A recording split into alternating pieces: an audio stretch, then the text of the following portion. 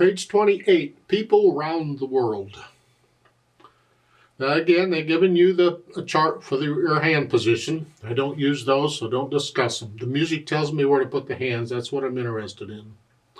So I'll go through the routine I use for learning a piece of music. I look it over, I see it's 3 lines long. It has a repeat sign, but there's only 3 lines of music to learn. The clef signs are treble and bass clefs still. A 4/4 time signature. I see a bunch of quarter notes, whole notes, and half notes. I think I can handle all that. Now we're playing both hands at the same time, but the left hand really isn't doing a lot. So to shorten this video, I'm going to go ahead and talk about both hands at the same time. But you can do it just one hand at a time first if you want, and then put the hands together.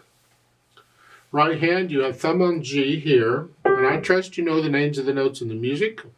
And you know the names of all the keys on the keyboard. You don't need stickers on your keyboard. By now, hopefully, you know the names of the keys. So again, so the right hand, the thumb is here. That puts the hand here. That's G position there. And the left hand, it's got a little finger on this G way down here. So we're in this position. And it's 1, 2, 3. Now these are together. And that right hand, you're going to hold it down because that's 4 counts. 1, 2, 3, then do it again. Now it's here, these notes, and then the second line. Okay. And then the last line, half notes. 1, 2, 3, 4. 1, 2, 3, 4. 2, and then you have these 3 notes together. You have a G, a D, and a B together. Okay. Actually, it's a G chord. It's just the B, the middle note, is up here. When we consider the harmony of the chords, we have to consider both hands. And that's really, it's a G chord. So once I have the notes and the rhythms worked out, I get rid of the hesitations. And I'll think about the articulation. We're going to lift up, lift up. Okay. In the left hand, they're giving you these slurs to connect them. Okay. You see, if they didn't give you anything in the left hand, that curved line were not there. It's up to you how you want it. I could play them disconnected. It's my choice. It's how I choose to interpret it. But when they give you the curved line, you don't have a choice anymore. You connect them. Then the dynamics. Well, P at the beginning is piano for soft, and that's the melody. Whatever you think soft is, this left hand needs to be very soft. It needs to be in the background. I want to hear that.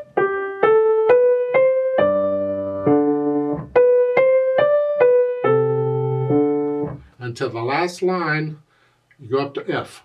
And the first 2 major or 3 measures, it's both hands. That's all melody. And the last line, or the last measure, that's loud. This is sort of loud. It's in the background. I want to hear that. And I'm also lifting up for the phrasing, every measure there. Lift up, lift up.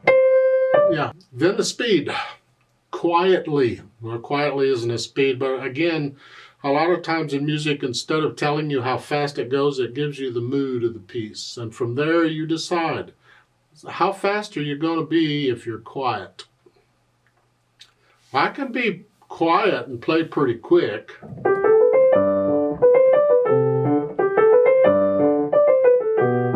But that's out of the mood of the piece. That's not the mood of the piece is yeah. The repeat sign at the end of the second line. So you go back to the beginning and play the first 2 lines again. Yeah. So it's really 5 lines long instead of 3.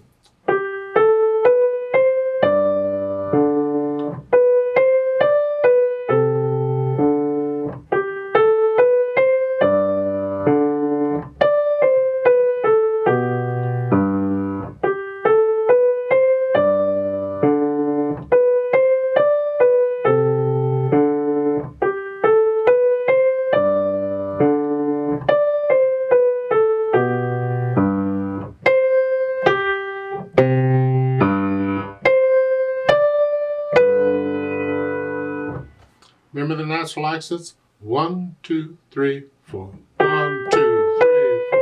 1, 2, 3. 1, 2. Let the wrist claps a little bit on each of these. 1, 2, 3, 4. It helps to feel them. You're not trying to accent, you're just feeling the natural accent. So you learn it, and once you have it pretty well, no hesitations, just go play it together very slowly and check that you have all the right notes and rhythms. I'm not going to do any louds and softs, so we can play it all about the same. We're just checking notes and rhythms. We're not performing it, so I'll give us 4 counts.